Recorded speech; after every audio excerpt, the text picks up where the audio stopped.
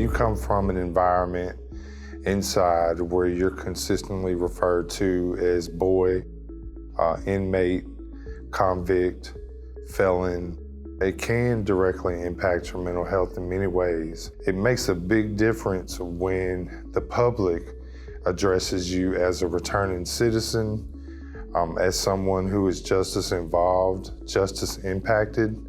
And it took my re-entry to another level because it allowed me to believe that individuals out here in society really care about my well-being and are invested in assisting me in advancing my efforts and not just focusing on what I did when I went to prison.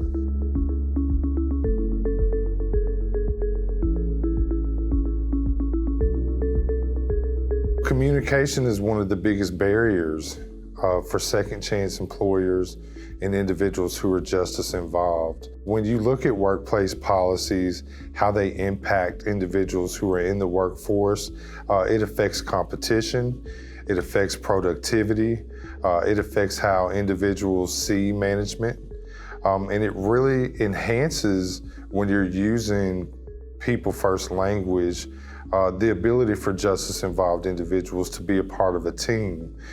The one thing I've learned is when you build effective teams and you're in the formation stage, that's trust. So if I'm coming into any position, you want to make sure that you can trust the individuals that you're around. And that starts with being a returning citizen, saying I'm willing to work with you and kind of open this space up. But there's also an accountability metric to it too, because justice-involved individuals have to know when they come in a job and talking to second chance employers, you don't treat them like correction staff. They're citizens, they're running a business, they have quotas to complete, and you want to make sure that if you're a part of the team that you work with that team.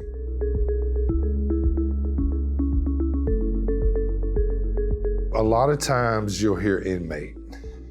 It's a don't. Everything associated with corrections is inmate, is convict, is felon, is boy, girl. When individuals are coming back out into society, the dues are we're returning citizens, we're justice involved, justice impacted, we're students, we're graduates. We're individuals that want to seek employment and be productive members of society and know that there's a sense of belonging and not separation.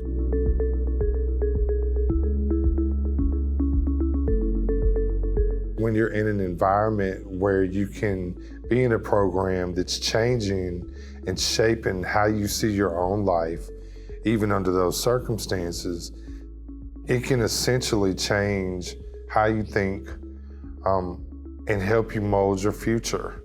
So I started in the higher education program in prison.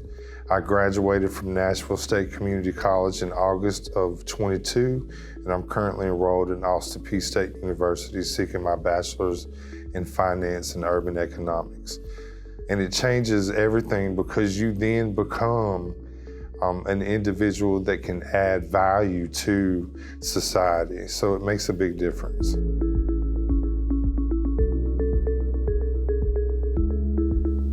I do believe in the sense that the public is beginning to shift the needle because we're seeing that the language is starting to change in how we're addressed out here publicly, the marketing aspect of who we are, the fact that labor has now stamped working with the justice-involved population and the value that we add to labor and workforce.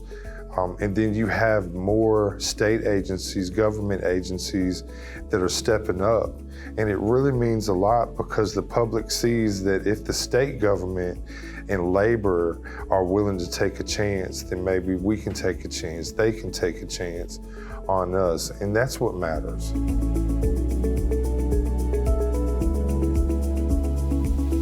So I think that they've done it in a sense because 2/3 of the Office of Reentry is formerly incarcerated.